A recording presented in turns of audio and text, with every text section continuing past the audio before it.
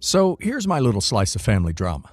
Brace yourselves, because it sounds like something out of a soap opera. My 18 male, father, 52 male, left my mom, 45 female, 2 years ago for another woman, 37 female, who we'll call Sandra. My mom and dad had been together for almost 30 years, and while no marriage is perfect, it seemed like they were happy. Then, almost out of nowhere, my dad drops the bombshell that he's leaving to be with Sandra, someone he'd apparently been seeing on the side. The affair revelation alone was enough to send my mom spiraling, but she kept her dignity intact and let him go without making a huge fuss. For the past 2 years, it's been weird. My dad expects me to play happy family with Sandra, and while I try to stay civil for the sake of peace, I don't think I'll ever be over the way he left us. My mom has tried to move on too, but I can tell it's still hard for her, especially since she was blindsided by the whole thing. Fast forward to now. My dad and Sandra are getting married. I'd already made up my mind to attend the wedding out of respect, even though it feels like betraying my mom in a way. But I figured, okay, he's my dad, and I should at least show up, right? I've been keeping things on the surface level with Sandra and limiting my time around them. But that didn't stop her from pulling a power move recently that threw me for a loop. Just a few days ago, I get an email from Sandra titled, Important, Wedding Preparation. I opened it up, and it's not an invite or anything wedding related. Nope, it's a non-disclosure agreement. This NDA is detailed, and the gist of it is that she wants me to sign a document stating that I won't share any information with my mom about her or my dad's relationship, or anything I see or hear in the house. You read that right. She doesn't want me to tell my mom a single thing about what goes on with him. I stared at the screen, jaw on the floor. My first thought was, is this woman serious? It's not like I'm running to my mom with gossip about their lives, but having it demanded of me felt wrong on every level. So I did what any normal person would do in that situation. I laughed, out loud and hard. Then, once the shock wore off, I sent a polite but firm email back saying, no, I won't be signing this. I find it unnecessary and invasive. I thought that would be the end of it. Maybe she'd roll her eyes and they'd let it go. But oh no. Sandra apparently saw my refusal as an affront to her authority, because within hours, my dad was calling me. Here's how that conversation went.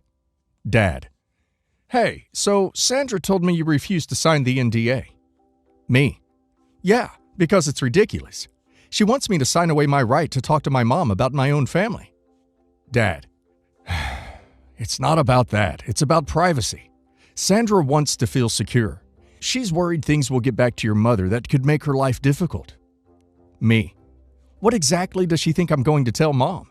Besides, if she's so worried, why not just stop causing drama?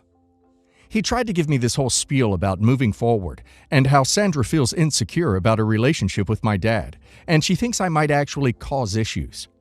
I was practically choking on my disbelief at this point. This was the woman he left my mom for, and now she's scared my mom will hear too much? I asked him, why should I keep secrets from Mom? She's already been hurt enough. Then my dad hit me with the kicker. Sandra says if you don't sign, she'll reconsider the wedding. She's really taking this seriously, and I think it would be good for all of us to respect her wishes. I was floored. This woman is so insecure that she's willing to pull the entire wedding if I won't sign some twisted promise of silence? My dad actually seemed desperate, almost pleading with me to just go along with it. He kept saying things like, you don't have to mean it. It's just a formality, and it would mean the world to us. At that point, I had enough. I told him flat out that if this was the condition for his wedding, I wouldn't be a part of it. I'd rather cut myself off than sign away my right to be honest with my own mother. I told him, you know what? If you think Sandra's ultimatum is more important than having a relationship with your son, that's on you. Have a nice life. Then I hung up. Since then, my dad has called several times, and I haven't answered. I know he's upset, but I feel like I was given an impossible choice. Either I betray my mom by signing some ludicrous loyalty oath to his mistress-turned-fiancé, or I lose my father over something he shouldn't have asked me in the first place. Now my family is divided. Some of them are saying Sandra's request is outrageous, and that my dad should have backed me up. But a few relatives have chimed in saying I'm being dramatic, and that it's not worth losing family over a piece of paper. They think I should just sign it and keep the peace, especially since Sandra and my dad are building a life together. My mom, however, hasn't commented much, only telling me she's sorry I'm going through this and that I should do what feels right. So here I am, stuck wondering if I'm becoming the villain in my own story. Am I the a-hole for refusing to sign my dad's fiancé's NDA and telling him off, even if it means missing their wedding? This woman is giving massive red flags. It's beyond unreasonable for her to expect OP to essentially sign away his right to communicate with his mother. OP's dad should be standing up for OP, not trying to appease her absurd insecurities. Good for OP for standing his ground. And now let's hear the community's opinion. Honestly, you're better off without people like that in your life. It sounds like Sandra's trying to erase her own wrongdoing and control the narrative. I can't believe your dad would rather lose his relationship with you than say no to her. You deserve better, OP. Not the a-hole. He has no right to demand you stay silent to your own mother about anything, let alone her relationship with your dad. If your father can't see why this is ridiculous, then maybe it's best that you put some distance between you. Stay strong. I've heard of family members being overbearing, but this takes the cake. Sandra wants you to agree to secrecy, and your dad just goes along with it? That's next-level manipulative. It might hurt now, but this is probably a blessing in disguise. You did the right thing, OP. Update. I wanted to share what's happened since I decided to go no contact with my father. After our last phone conversation, where I told him I wasn't going to sign the NDA and wouldn't attend the wedding, I half expected him to reach out, to at least try to talk things through. He's still my father, and despite everything, a part of me hoped he'd realize what he was asking was unreasonable and damaging. I figured that once he'd cooled down, he'd realize that he couldn't cut me out of his life over something as ridiculous as an NDA. But weeks passed, and I heard nothing. The silence was hard. I kept checking my phone, waiting for some sort of message, a call, anything that would show he cared enough to reach out. But as time went on, it became clear that he had made his choice, and that choice didn't include me. I started feeling like I'd been abandoned all over again, like I was reliving that moment from 2 years ago when he walked out on my mom and me. Then, one day, I found out through a family friend that the wedding had gone ahead without me. There was no grand announcement or any invitation or reconciliation. He just went through with it as though I didn't matter. The wedding was a small affair, mostly her family and a few close friends. Some extended family was invited, but even those who went told me later that my absence wasn't mentioned. Apparently, he acted as if everything was normal, and no one questioned why his only son wasn't there. It felt like a punch to the gut, hearing how he'd chosen to move forward without a second thought. In the days following, I tried to convince myself that I'd done the right thing. I thought maybe this is for the best. But I won't lie. A part of me kept wondering if I should have just swallowed my pride and signed the NDA for the sake of keeping a relationship with him. I replayed our last conversation in my head 1,000 times, wondering if I was being too stubborn or letting my resentment get the best of me. Yet every time I pictured myself signing that document, it felt like I'd be betraying my own values and my mom, who had gone through enough already. Since the wedding, there's been complete radio silence from my dad. It's been months, and he hasn't tried to reach out or reconcile, even though he knows I've cut off contact. No, I'm sorry. No attempt to make amends. Nothing. At this point, I'm not even sure if he cares. The person I grew up with, the man who raised me, feels like a stranger now. He's become someone who's willing to put his fiancé's insecurities above his own son's well-being. And that's a painful reality to accept. My fiancé, 42 female, moved into my, 41 male, house this August after giving birth to our daughter. We were engaged 5 years ago, and after a lot of emotional conversations right before she found out she was pregnant, I ended up agreeing to a small wedding in March of 2021. My fiancé gained a significant amount of weight during her pregnancy. I could guess at least 60 pounds. Before getting pregnant, she and I were both CrossFit, rowing enthusiasts, but after having our daughter, she barely wanted to walk, much less exercise. She never got her love for working out back, but we did start cooking healthier food together. However, in early November, her brother died and her estranged parents wouldn't let her go to the funeral. She began binging on fast food, and while I tried to help with getting her help, but at that point, I had to do a lot of self-contemplation because she wasn't the woman I fell in love with, and she barely showed me affection anymore. Recently, after getting her dress altered, she started crying because it still wouldn't fit. The seamstress said something about the limited fabric available on the dress that makes them unable to take it out any further. I got that she was hurting from her brother, But I also remember when she took me with her and her cousin that she ended up buying a dress that was, in her words, aspirational. The whole time I was thinking how crazy the sales lady was for selling a dress that somebody didn't quite fit into yet. However, my fiancé insisted she knew how to get in shape for it. Her parents wouldn't contribute to her wedding, and she's unemployed, so I paid for it. My fiancé confronted me the other day. She said she knows we don't celebrate Christmas, but for the sake of the holidays, she would want nothing more than a new dress and said we could sell the old dress to pay for it. She promised to be as frugal as I'd like. At this point, I'm just so exasperated with all the drama, and I know that selling it won't even give us 50% of what I paid for it. So I told her I didn't want to go through this expensive ordeal again, and that this wedding date was now too close for comfort. I said to move it back and maybe this dress thing wouldn't be a problem. She started crying and thanking me sarcastically of setting a great example for our daughter, who I'm sure totally understands why this dress thing is such a big deal. Am I the a-hole? My fiancé is now not talking to me on Christmas because I had called some of my friends to ask if they would be okay with waiting up for a future update on when our wedding is actually going to be. We were going to do a courthouse thing anyway, so I don't see how asking our friends who are all local that we're holding off is that big a deal. Most of all, I cannot believe how much drama has been involved in a dress and this entire prospective event for the end goal of a mere signed piece of paper, when we were fine before this all happened. It's giving me too much of a migraine. Yes, the a-hole.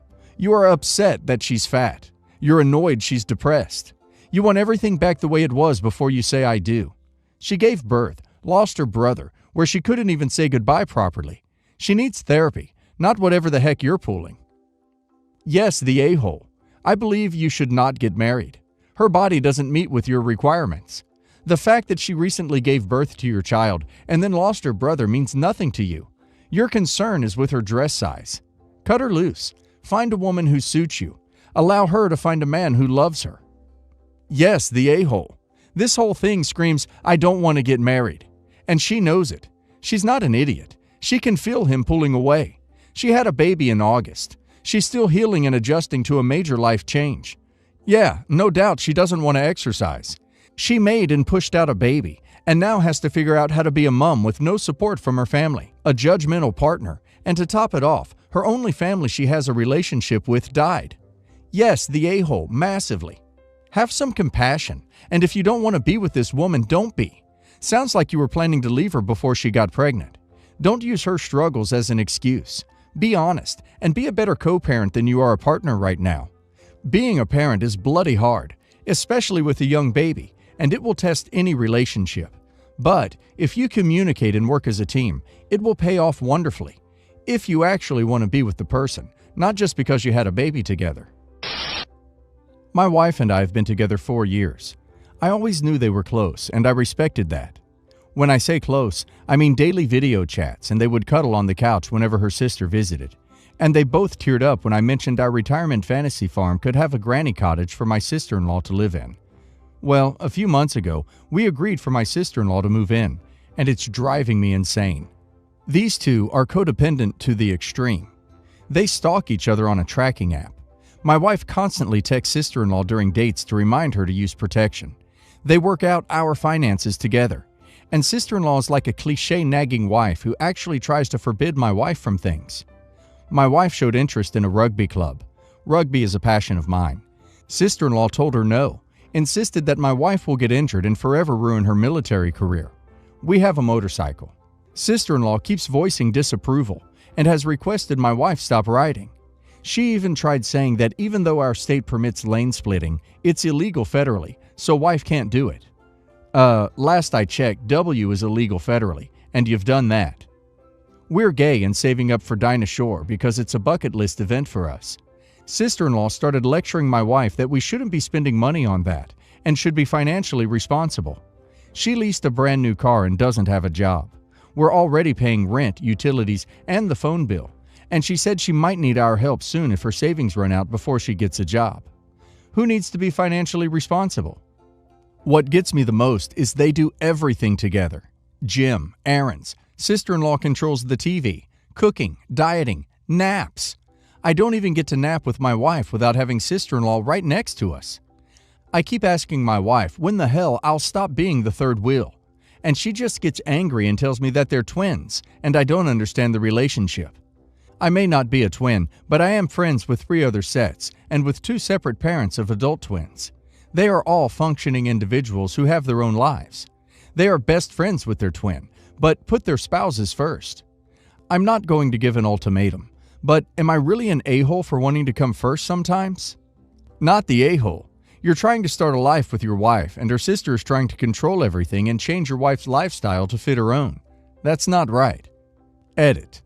I wouldn't have let her move in, but you couldn't have known it would be this bad. Not the a-hole. This kind of sibling closeness is over the top, and if you are her wife, you two are building your life together. Your marriage is something special between the two of you.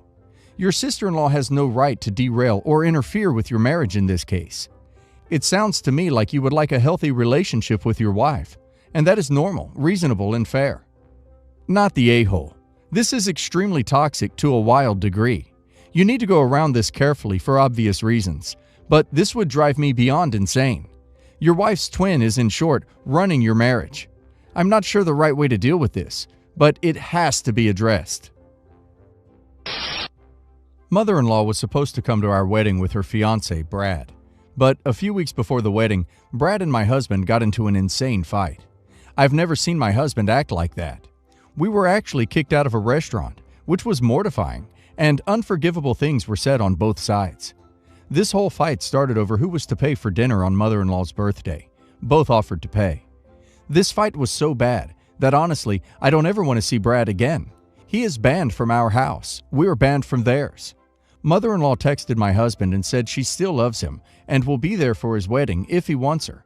But she doesn't see them having much of a relationship ever again because of the severity of this fight.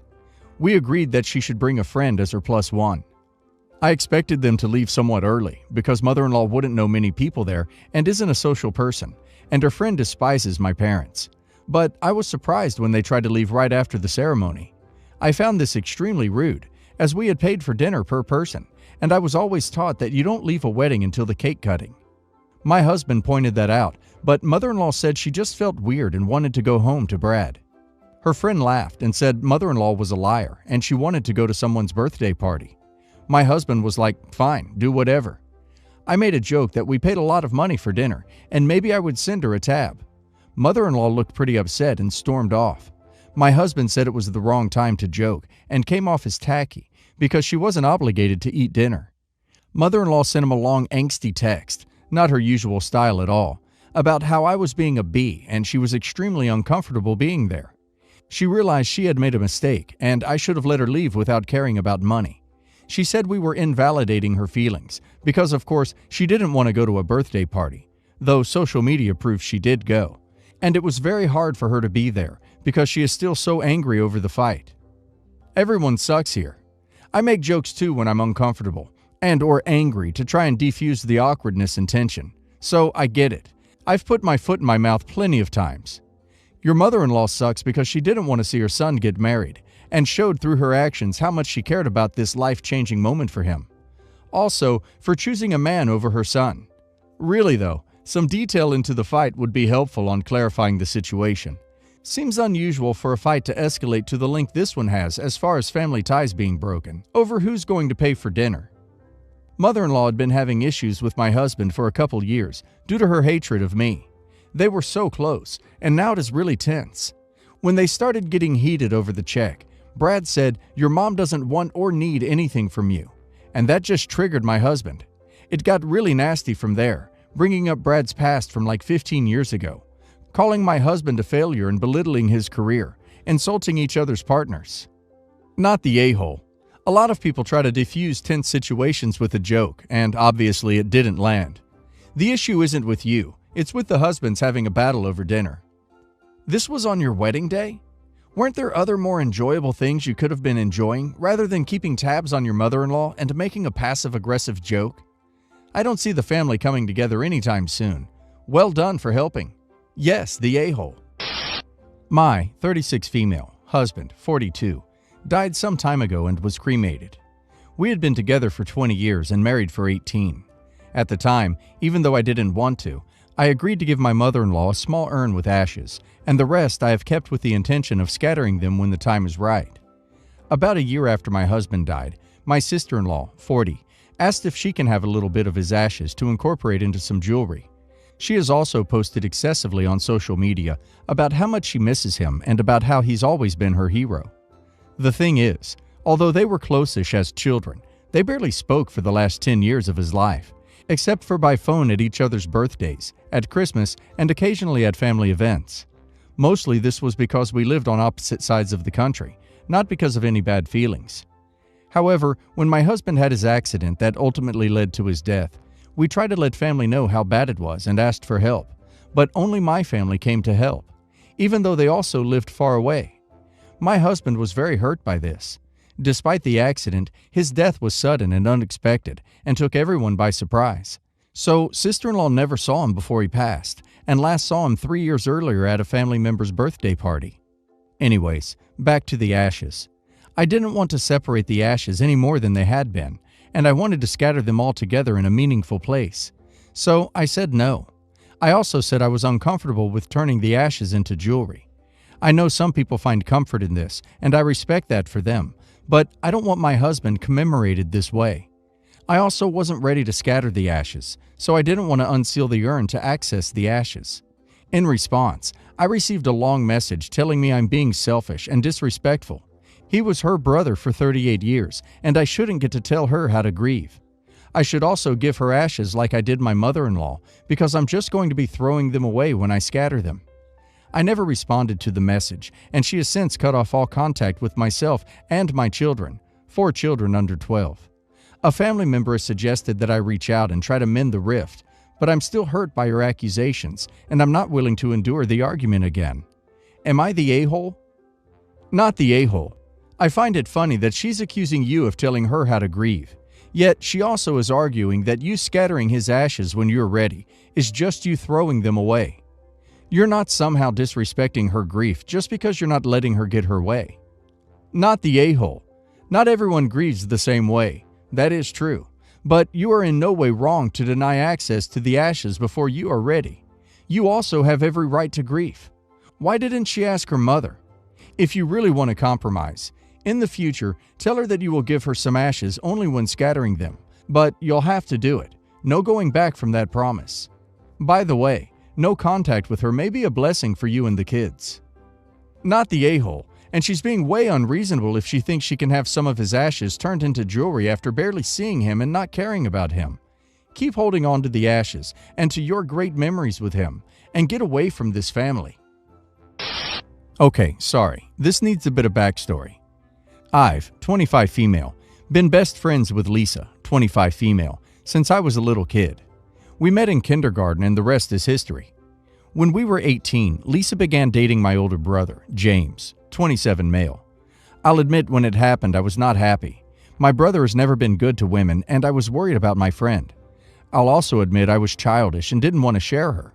Lisa gave me an ultimatum of accept this or lose her anyway, so I accepted. For a while, it seemed really great. They dated all throughout Lisa and my college years. They were sweet and talking about marriage. Then, out of the blue, James dumped Lisa. He didn't give an explanation. A few months later, he brought Allison, 27 female, around. I can't prove there was overlap, but based on the way they celebrate anniversaries, it couldn't have been more than a week gap.